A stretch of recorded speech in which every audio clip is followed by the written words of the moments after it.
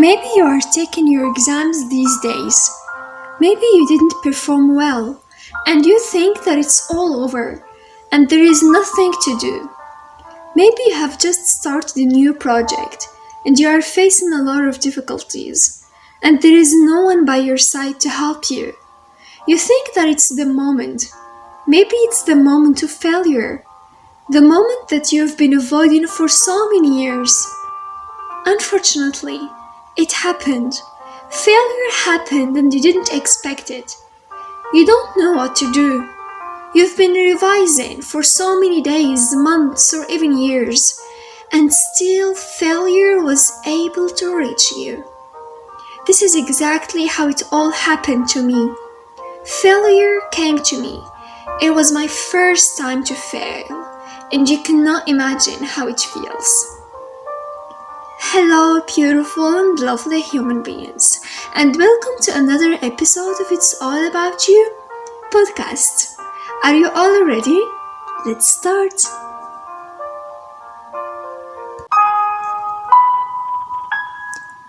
I still remember when my father told me that it's necessary, it's a must, to succeed in all the exams, all the interviews, everything.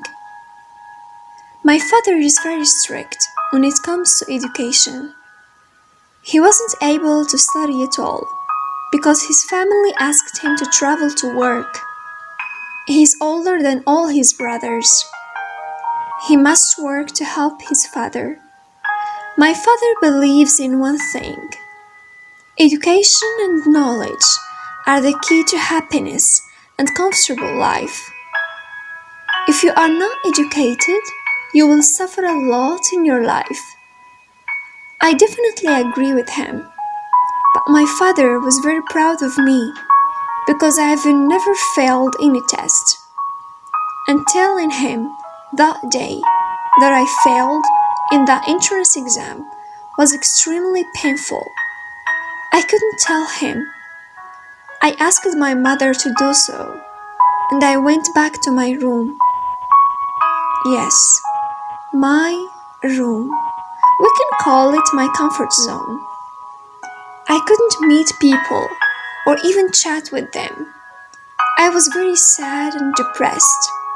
I'm not good enough and I will never be good enough. This was the sentence that I kept repeating for myself. I was just trying to kill myself. I didn't take care of my skin, of my heart. It was the summer of 2017. My mother thought that I am enjoying my summer holiday because I am watching some silly YouTube channels, something I wasn't used to watch because it was just a waste of time.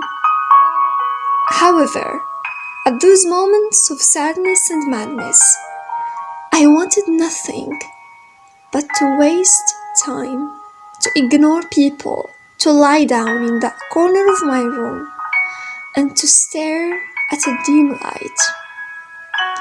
As days went by, I felt that I don't exist anymore, and my heart is marginalized. This is what I wanted. I just wanted to be invisible. In the first morning of July, I finally talked to my father. I told him how bad I felt about myself, and I apologized a lot for not being good enough because I failed once. I apologized for not making him proud again. I apologized for not being that strong girl he used to know. I cried a lot in front of him. He looked at me and he said one thing. It is not your fault. Apply for the same exam once again. He told me that he is old right now and he failed so many times. That's why I'm very strict with you. I don't want you to fail the way I did. But at the same time, you cannot live a life without failure. I didn't expect his supportive words. I didn't expect his kindness at all. You will tell me right now, you are lucky because your dad is supportive. That's why you were able to stand up again for your dreams. Unfortunately, my father and my mother were the only people who supported me, and the other friends or even my family asked me to stay at home. It is over. You are just wasting your time. Dear listeners, listen to me.